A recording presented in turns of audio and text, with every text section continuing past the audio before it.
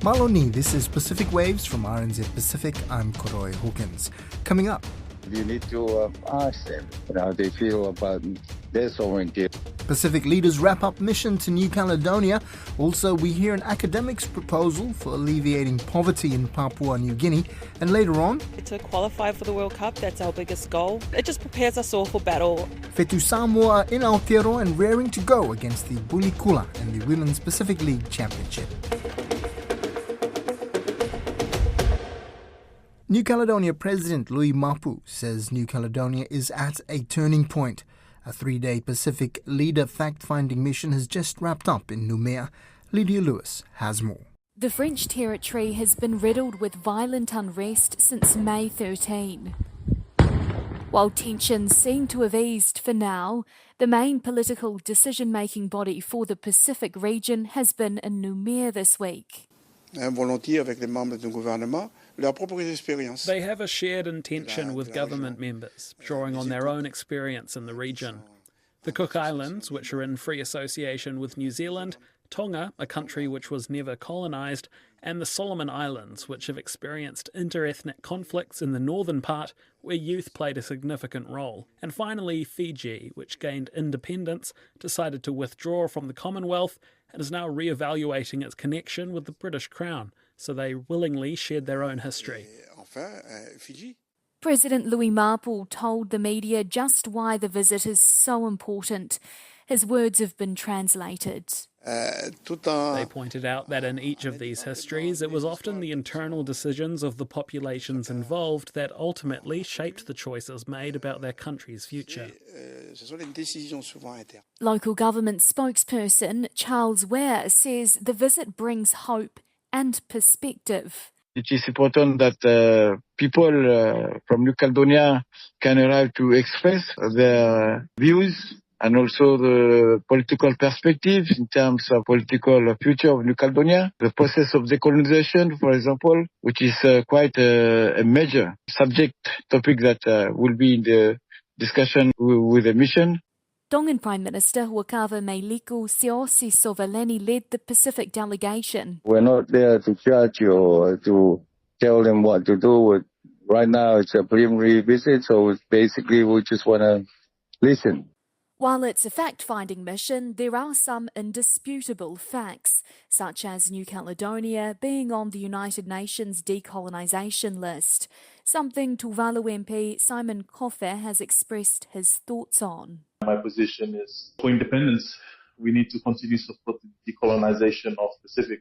The Tonga Prime Minister's position, a little more diplomatic. I do believe that there's a way of actually, having some sovereignty and control of your country. There are various models in the Pacific. You have Niue and Cook Island, and you have American Samoa. We're not the one who's going to tell them, what's working and what's not.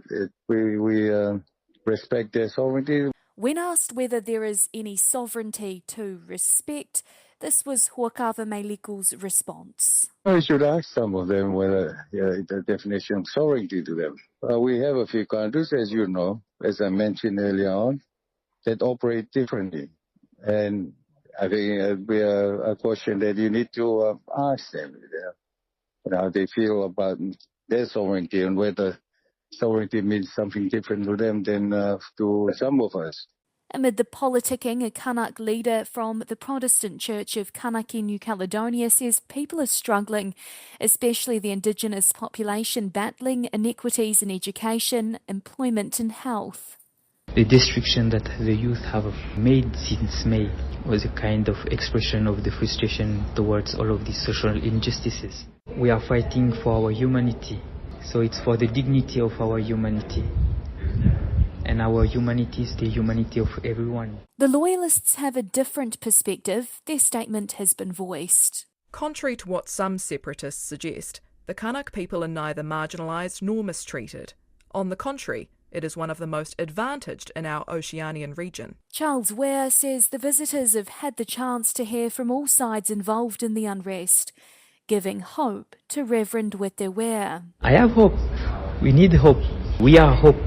We are hope because we are still alive and we are still fighting. But our hope is toward a country that will be develop for the well-being of everyone. The findings will be presented to the 18 Pacific leaders at next year's leaders' meeting.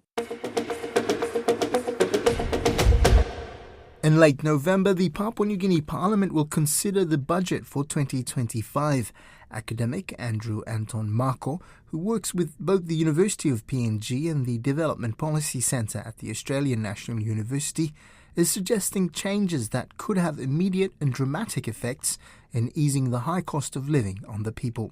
He told Don Wiseman the place to start is changing the way Goods and Services Tax, or GST, is applied. So this year, it started off with a riot early in January that really rocked the nation. And then we had, on the political front, we had a vote of no confidence. But I think the major issues that this country is facing is really on the economic front, I would say. We got political issues, but I think economically it has been a tough year, especially for middle and low income earners, because the high cost of living pressure that people are facing. So I would imagine in the upcoming national budget, if the government could review some of the policies and especially put in some measures to alleviate the high cost of living pressure that people are facing at the moment. Written into the Constitution is the line to achieve an equitable distribution of incomes. And one of the ideas that I think you've been looking at is what Fiji has done. How would that apply? Yeah, so Fiji has done a lot of things in the last few years, and in this year's budget, they put together programs that would help, in fact, put money in the pockets of low-income households, including school fee assistance, disability assistance, money to help rural pregnant women, and a number of other programs. Another important fiscal policy that they put together is to have two sets of VAT or GST, goods and services tax. So 0% for basic goods and services that low-income earners depend on for daily purposes. And they've also set up another rate, which is 15% on goods and services and items that can be afforded by high-income earners. I think those policies could be adopted in Papua New Guinea. Papua New Guinea at the moment has got a blanket 10%, hasn't it? If it was to remove the GST off basic food items, would higher GST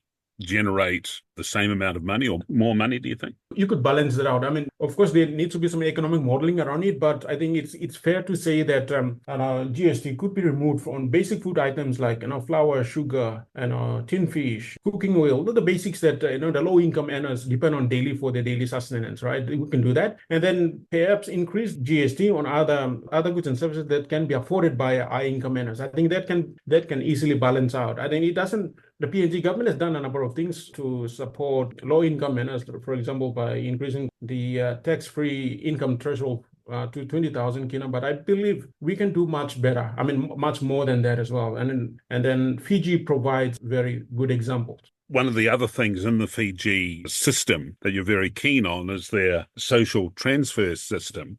You touched on this, I think, at the beginning in terms of money for pregnant women and whatever, but we're talking a lot broader than that in terms of the elderly and the disabled and so on and so on.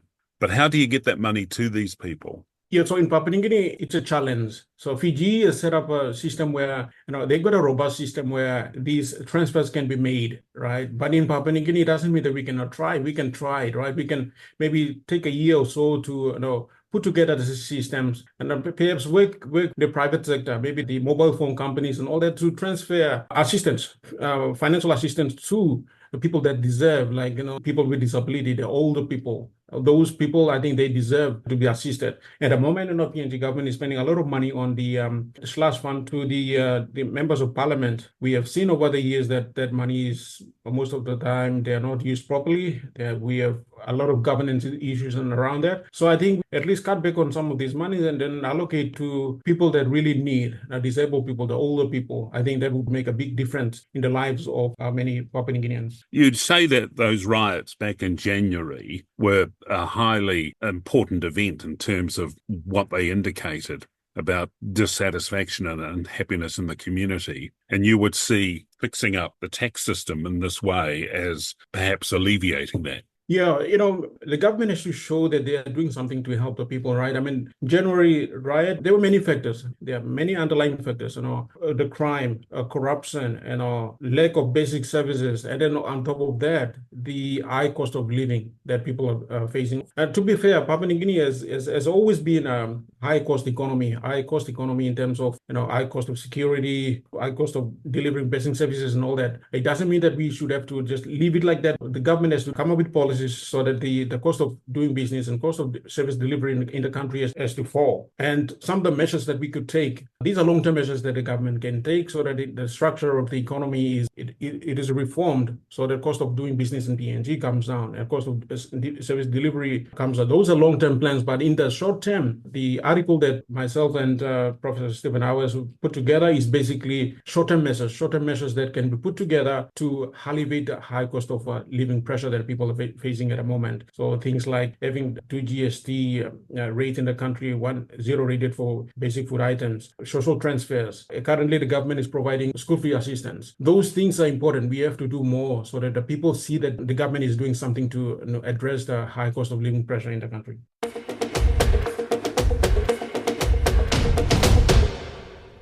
Fetu Samoa is preparing for their game against Fiji's Bulikula this coming Saturday following their victory over Tonga in Fiji. This match is vital for securing a spot at the next Women's Rugby League World Cup. The team is excited and especially eager to showcase their sivatau. Grace Fiavai went out to meet the team and has more. The men's side, Tua Samoa, really set the stage for the sivatau with their historic run to the final of last year's Rugby League World Cup.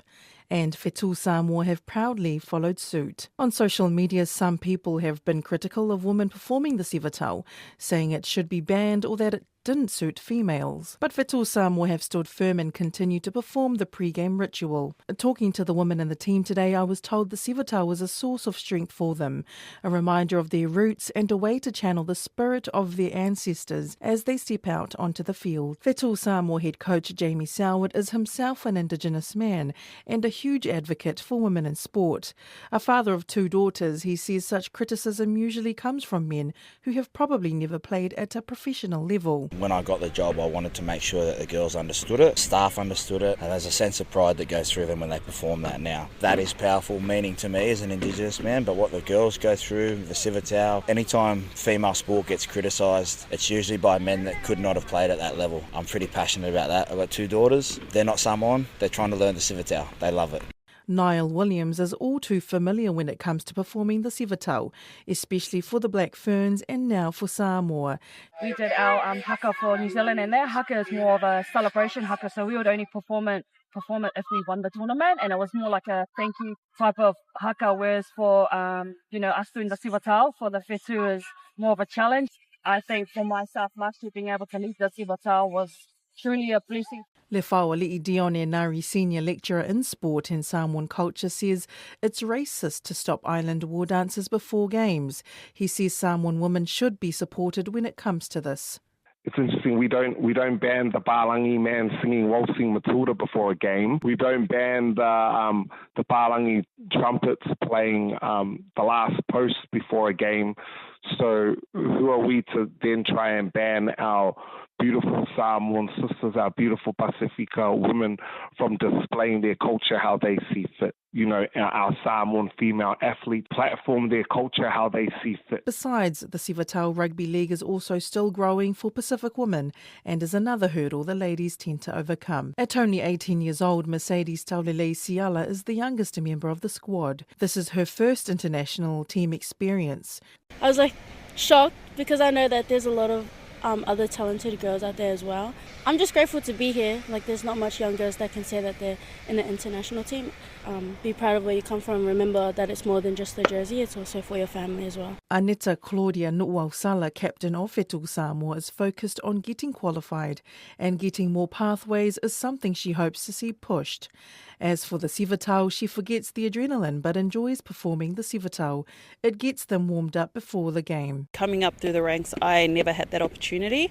There weren't pathways for us, so I'm happy to see that there are more younger grades. We've introduced the under 15s and under 17s for Fetu Samoa to qualify for the World Cup. That's our biggest goal. It just prepares us all for battle. We're a small group, but we'll do anything we can to represent our country. Taulele Siala says besides the banter and performing the sivatau, it means they're ready for war. When we were practicing, it's like a bit of banter, we're all like mucking around, but then once you actually get out there and you see your opposition, like it's on, like you're ready for war. That's Pacific Waves for today. For all episodes, head over to rnz.co.nz/Pacific. We're also on Spotify, Apple and iHeartRadio. From myself and the RNZ Pacific team, Tō whāsui fo.